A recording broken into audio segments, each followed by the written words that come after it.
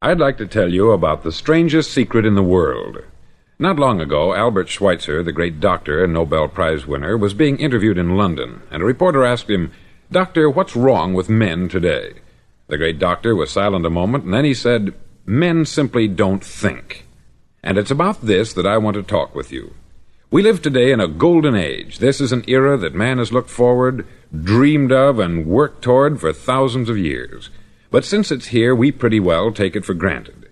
We in America are particularly fortunate to live in the richest land that ever existed on the face of the earth, a land of abundant opportunity for everyone. But do you know what happens?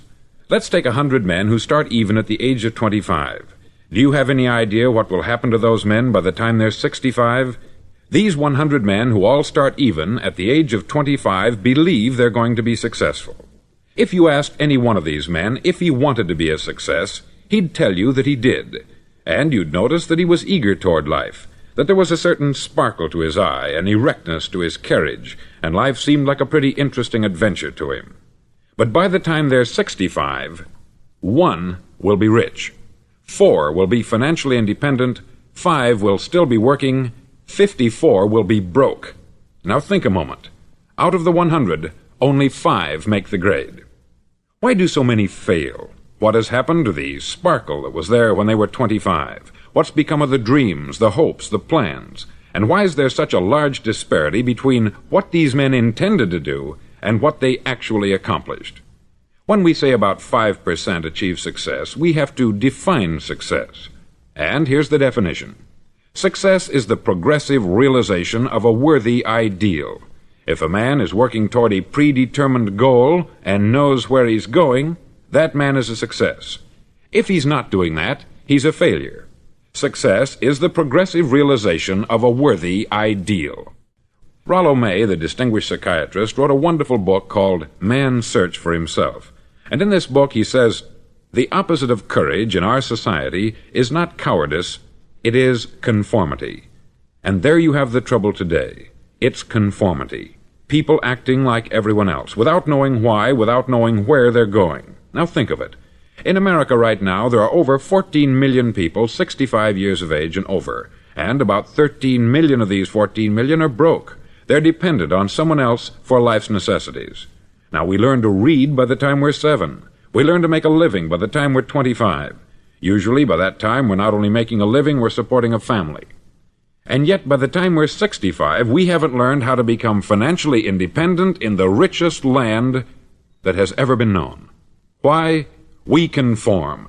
And the trouble is that we're acting like the wrong percentage group, the 95% who don't succeed. Now, why do these people conform? Well, they don't know, really. These people believe that their lives are shaped by circumstances, by things that happen to them, by exterior forces. They're outer-directed people. A survey was made one time that covered a lot of men, working men, and these men were asked this question: why do you work? Why do you get up in the morning? 19 out of 20 had no idea. If you ask them, they'll say, everyone goes to work in the morning. And that's the reason they do it, because everyone else is doing it. Now let's get back to our definition of success. Who succeeds? The only man who succeeds is the man who is progressively realizing a worthy ideal. He's the man who says, I'm going to become this, and then begins to work toward that goal. I'll tell you who the successful people are. A success is the school teacher who's teaching school because that's what she wanted to do. The success is the woman who's a wife and mother because she wanted to become a wife and mother and is doing a good job of it. The success is the man who runs the corner gas station because that's what he wanted to do. The success is the successful salesman who wants to become a top-notch salesman and grow and build with his organization. A success is anyone who is doing deliberately a predetermined job because that's what he decided to do deliberately. But only 1 out of 20 does that. That's why today there isn't really any competition, unless we make it for ourselves. Instead of competing, all we have to do is create. Now, for 20 years, I looked for the key which would determine what would happen to a human being. Was there a key, I wanted to know, which would make the future a promise that we could foretell to a large extent? Was there a key that would guarantee a person's becoming successful if he only knew about it and knew how to use it? Well, there is such a key, and I've found it. Have you ever wondered why so many men work so hard and honestly without ever achieving anything in particular, and others don't seem to work hard and yet seem to get everything? They have the magic touch. You've heard them say that about someone. Everything he touches turns to gold.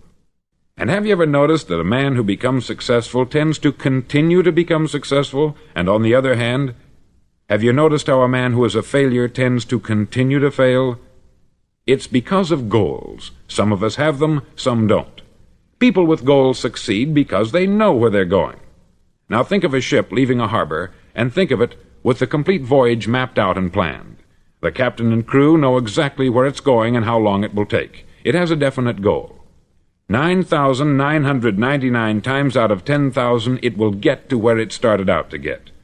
Now let's take another ship, just like the first, only let's not put a crew on it, or a captain at the helm. Let's give it no aiming point, no goal, no destination. We just start the engines and let it go. I think you'll agree with me that if it gets out of the harbor at all, it will either sink or wind up on some deserted beach a derelict. It can't go any place because it has no destination and no guidance. It's the same with a human being. Take the salesman, for example. There is no other person in the world today with the future of a good salesman. Selling is the world's highest paid profession, if we're good at it and if we know where we're going. Every company needs top-notch salesmen, and they reward those men. The sky is the limit for them. But how many can you find? Someone once said, the human race is fixed, not to prevent the strong from winning, but to prevent the weak from losing. The American economy today can be likened to a convoy in time of war. The entire economy is slowed down to protect its weakest link, just as the convoy had to go at the speed that would permit its slowest vessel to remain in formation. That's why it's so easy to make a living today. It takes no particular brains or talent to make a living and support a family today. So we have a plateau of so-called security, if that's what a person's looking for. But we do have to decide how high above this plateau we want to aim for. Now let's get back to the strangest secret in the world, the story that I wanted to tell you today. Why do men with goals succeed in life, and men without them fail? Well, let me tell you something which, if you really understand it, will alter your life immediately. If you understand completely what I'm going to tell you from this moment on, your life will never be the same again. You'll suddenly find that good luck just seems to be attracted to you. The things you want just seem to fall in line. And from now on, you won't have the problems, the worries, the gnawing lump of anxiety that perhaps you've experienced before. Doubt, fear, well, they'll be things of the past. Here's the key to success, and the key to failure. We become what we think about. Now let me say that again. We become what we think about. Throughout all history, the great wise men and teachers, philosophers and prophets have disagreed with one another on many different things. It is only on this one point that they are in complete and unanimous agreement. Listen to what Marcus Aurelius, the great Roman emperor, said. He said, "A man's life is what his thoughts make of it." Disraeli said this, "Everything comes if a man will only wait.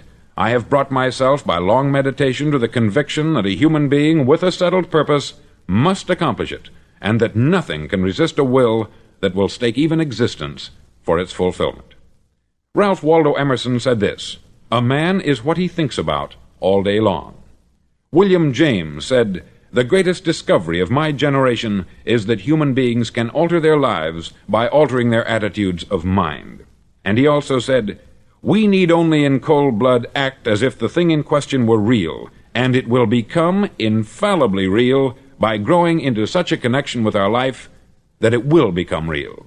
It will become so knit with habit and emotion that our interest in it will be those which characterize belief." He also said this, "If you only care enough for a result, you will almost certainly attain it. If you wish to be rich, you will be rich. If you wish to be learned, you will be learned. If you wish to be good, you will be good. Only you must then really wish these things, and wish them exclusively, and not wish at the same time 100 other incompatible things just as strongly."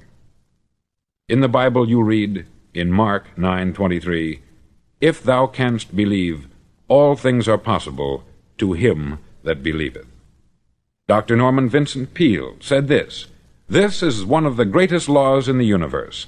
Fervently do I wish I had discovered it as a very young man. It dawned upon me much later in life, and I've found it to be one of the greatest, if not my greatest discovery, outside of my relationship to God. And the great law, briefly and simply stated, is that if you think in negative terms, you'll get negative results. If you think in positive terms, you will achieve positive results. That is the simple fact which is at the basis of an astonishing law of prosperity and success. In 3 words, believe and succeed. William Shakespeare put it this way: "Our doubts are traitors, and make us lose the good we oft might win, by fearing to attempt." George Bernard Shaw said, "People are always blaming their circumstances for what they are. I don't believe in circumstances. The people who get on in this world are the people who get up and look for the circumstances they want, and if they can't find them, make them." Well, it's pretty apparent, isn't it? And every person who discovered this for a while believed that he was the first one to work it out. We become what we think about. Now, it stands to reason that a person who's thinking about a concrete and worthwhile goal is going to reach it, because that's what he's thinking about.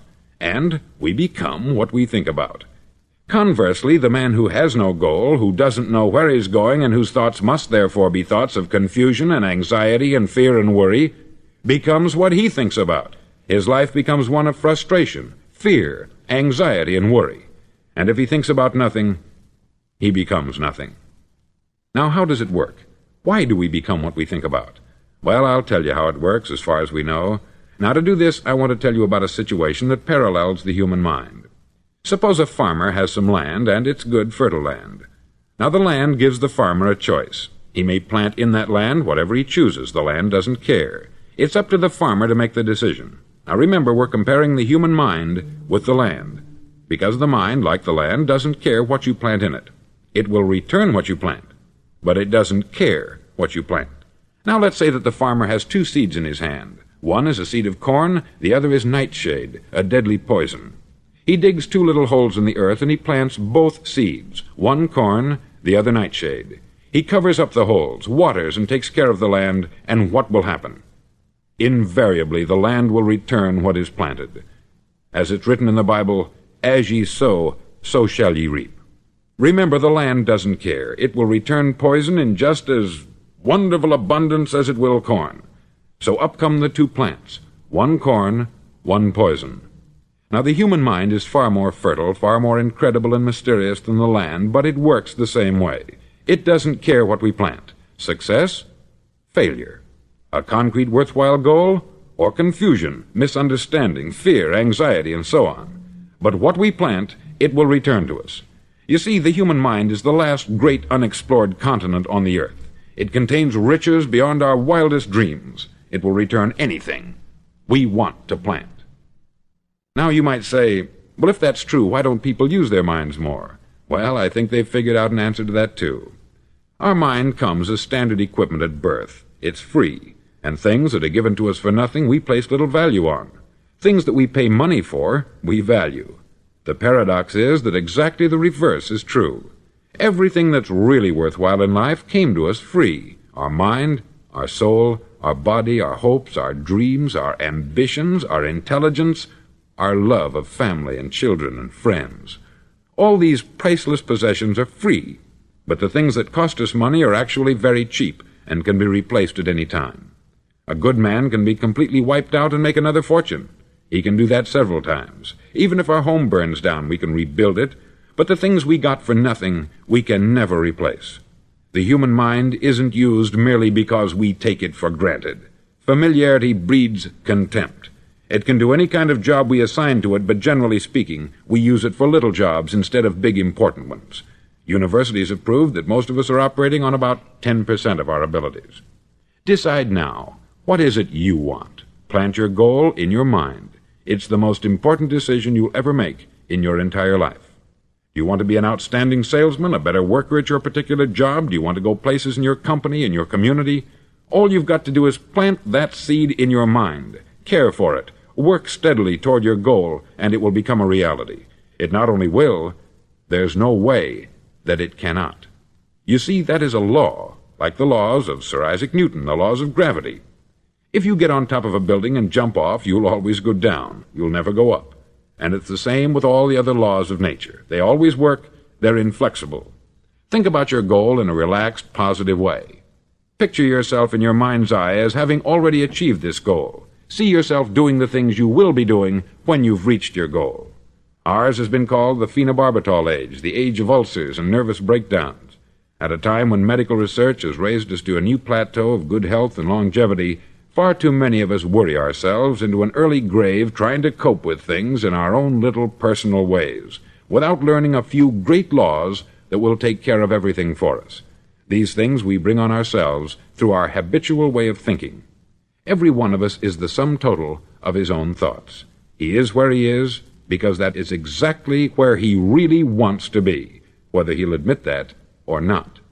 Each of us must live off the fruit of his thoughts in the future, because what you think today and tomorrow, next month and next year, will mold your life and determine your future. You're guided by your mind. I remember one time I was driving through Arizona and I saw one of those giant earth-moving machines roaring along the road at about 35 miles an hour with what looked like 20 tons of dirt in it, a tremendous, incredible machine, and there was a little man perched way up on top with the wheel in his hands guiding it.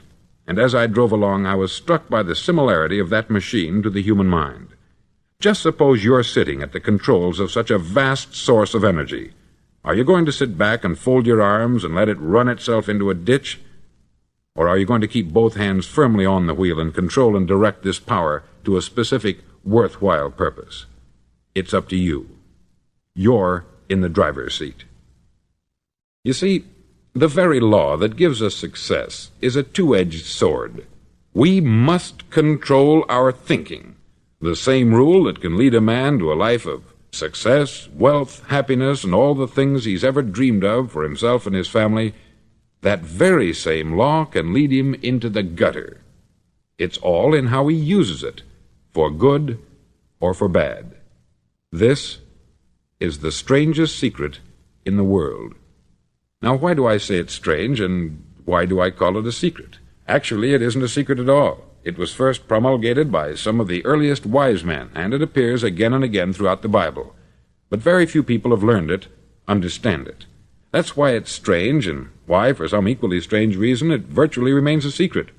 I believe that you could go out and walk down the main street of your town and ask one man after another what the secret of success is, and you probably wouldn't run into one man in a month who could tell you. Now, this information is enormously valuable to us, if we really understand it and apply it. It's valuable to us not only for our own lives, but the lives of those around us, our family, employees, associates, and friends. Life should be an exciting adventure. It should never be a bore. A man should live fully, be alive. He should be glad to get out of bed in the morning. He should be doing a job he likes to do because he does it well. One time I heard Grove Patterson make a speech, the editor-in-chief of the Toledo Daily Blade, and as he concluded his speech, he said something that I've never forgotten. He said something like this: "My years in the newspaper business have convinced me of several things, among them that people are basically good, and that we came from someplace, and we're going someplace. So we should make our time here an exciting adventure. The architect of the universe didn't build a stairway leading nowhere." And the greatest teacher of all, the carpenter from the plains of Galilee, gave us the secret time and time again. "As ye believe, so shall it be done unto you." I've explained the strangest secret in the world and how it works.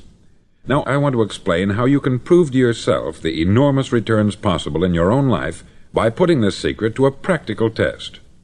I want you to make a test that will last 30 days. Now, it isn't going to be easy.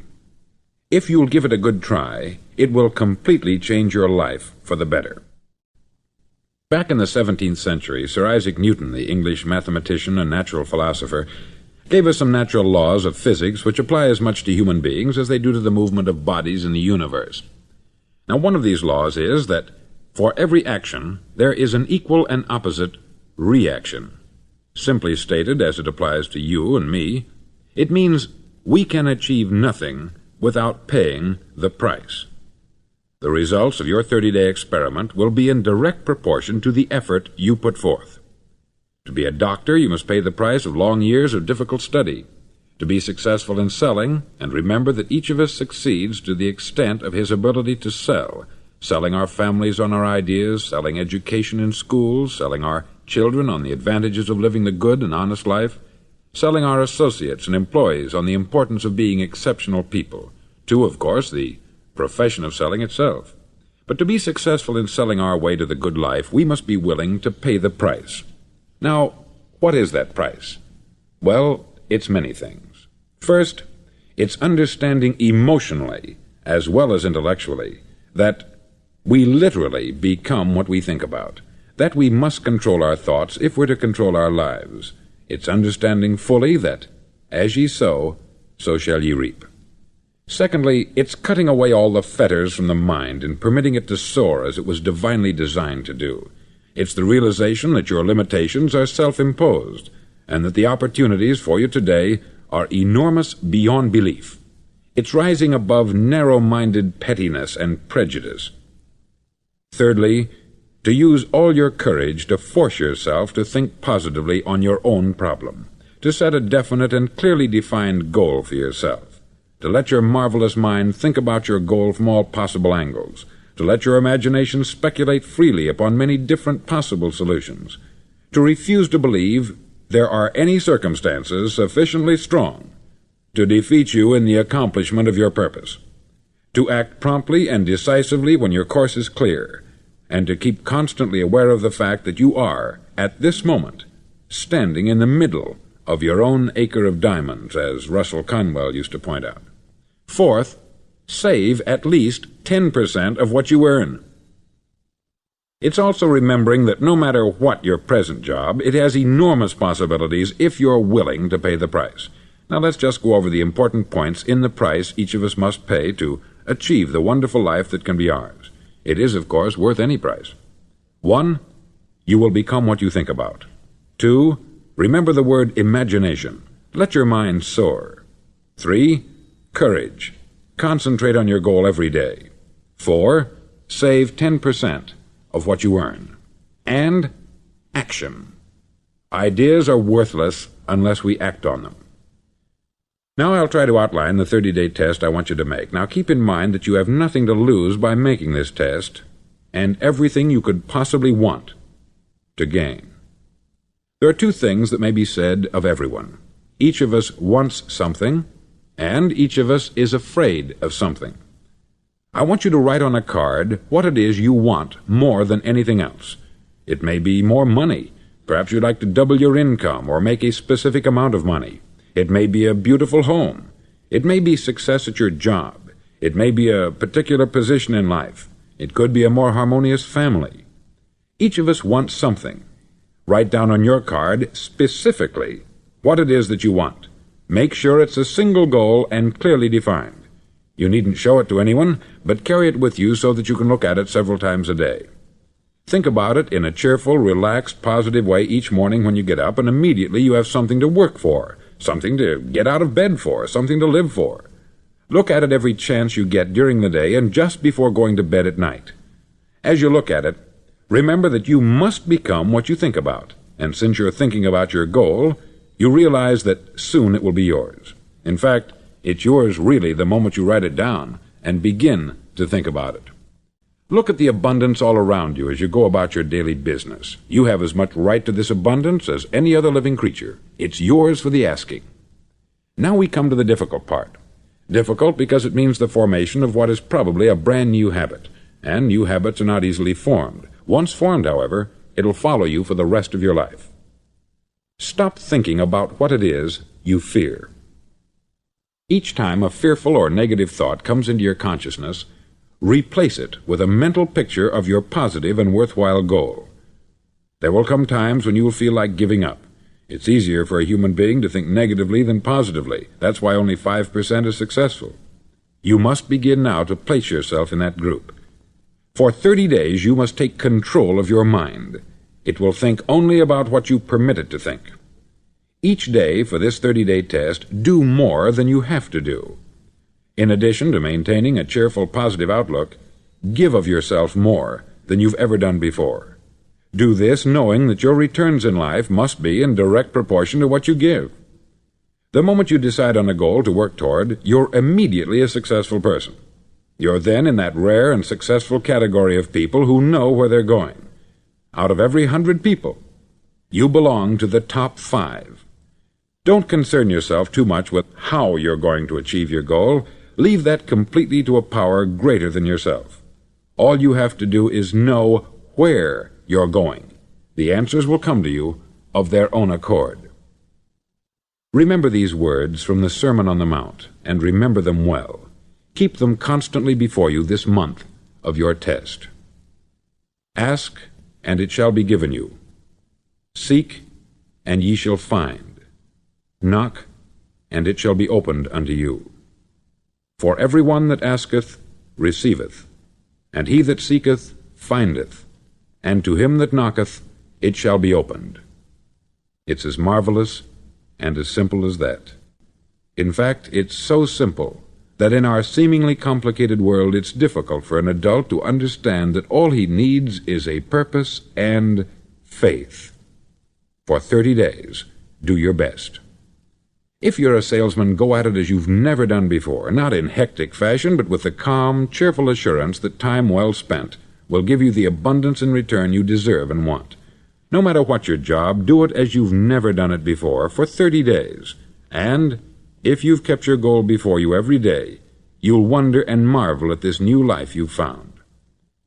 Dorothea Brand, outstanding editor and writer, discovered it for herself and tells about it in her fine book, Wake Up and Live.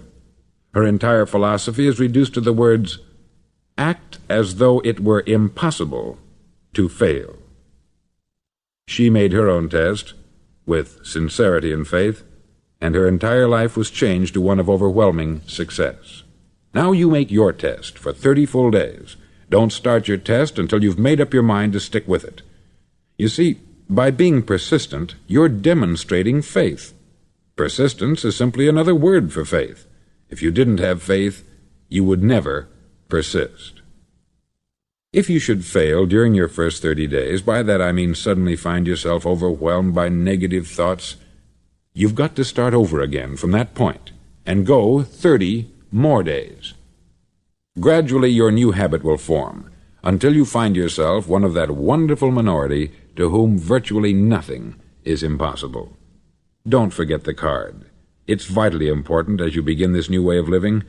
On one side of the card, write your goal, whatever it may be.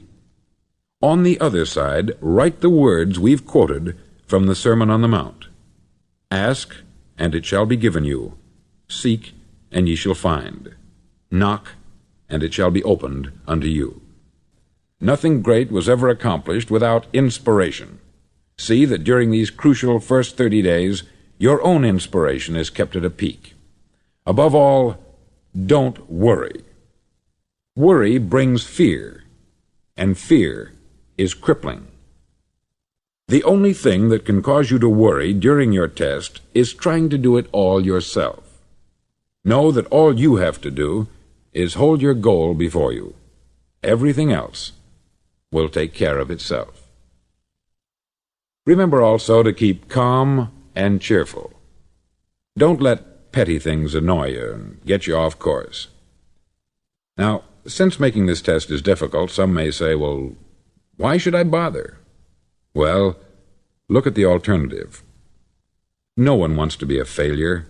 No one really wants to be a mediocre individual. No one wants a life constantly filled with worry, fear, and frustration. Therefore, remember that you must reap that which you sow. If you sow negative thoughts, your life will be filled with negative things. If you sow positive thoughts, your life will be cheerful, successful, and positive. Now, gradually, you will have a tendency to forget what you've heard on this record. Play it often. Keep reminding yourself of what you must do to form this new habit. Gather your whole family about and listen to what's been said here at regular intervals. You know, most men will tell you that they want to make money without understanding the law. The only people who make money work in the mint. The rest of us must earn money. This is what causes those who keep looking for something for nothing or a free ride to fail in life. The only way to earn money is by providing people with services or products which are needed and useful. We exchange our product or service for the other man's money. Therefore, the law is that our financial return will be in direct proportion to our service. Success is not the result of making money. Making money is the result of success, and success is in direct proportion to our service. Most people have this law backwards. They believe that you're successful if you earn a lot of money. The truth is that you can only earn money after you're successful. It's like the story of the man who sat in front of the stove and said to it, "Give me heat, and then I'll add the wood." How many men and women do you know, or do you suppose there are today, who take the same attitude toward life? There are millions. We've got to put the fuel in before we can expect heat. Likewise, we've got to be of service first before we can expect money. Don't concern yourself with the money. Be of service. Build, work, dream, create. Do this, and you'll find there's no limit to the prosperity and abundance that will come to you. Prosperity is founded upon a law of mutual exchange. Any person who contributes to prosperity must prosper in turn himself. Sometimes the return will not come from those you serve, but it must come to you from someplace, for that is the law. For every action there is an equal and opposite reaction. As you go daily through your 30-day test period, remember that your success will always be measured by the quality and quantity of service you render, and money is a yardstick for measuring this service. No man can get rich himself unless he enriches others.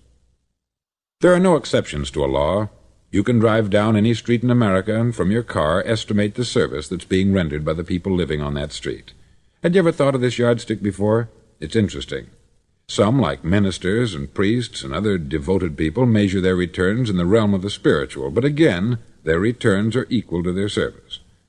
Once this law is fully understood, any thinking person can tell his own fortune. If he wants more, he must be of more service to those from whom he receives his return.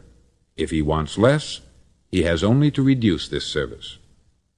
This is the price you must pay for what you want. If you believe you can enrich yourself by deluding others, you can only end by deluding yourself.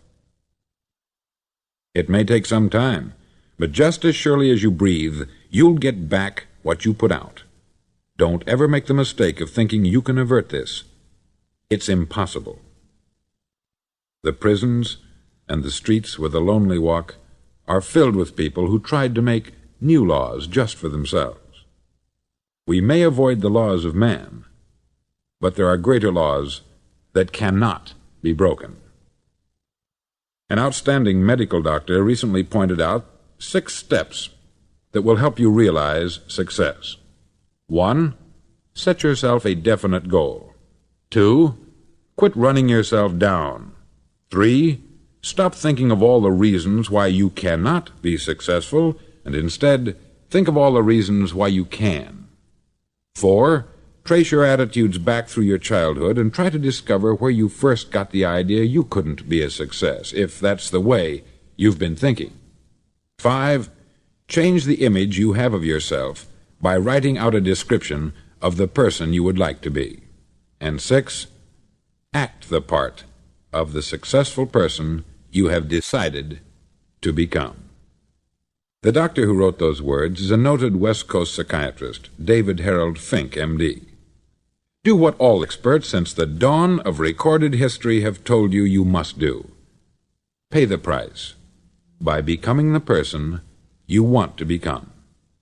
It's not nearly as difficult as living unsuccessfully. Make your 30-day test. Then repeat it. Then repeat it again. Each time it will become more a part of you until you'll wonder how you could ever have lived any other way. Live this new way, and the floodgates of abundance will open and pour over you more riches than you may have dreamed existed. Money? Yes, lots of it. But what's more important, you'll have peace. You'll be in that wonderful minority who lead calm, cheerful, successful lives. Start today. You have nothing to lose, but you have a life to win.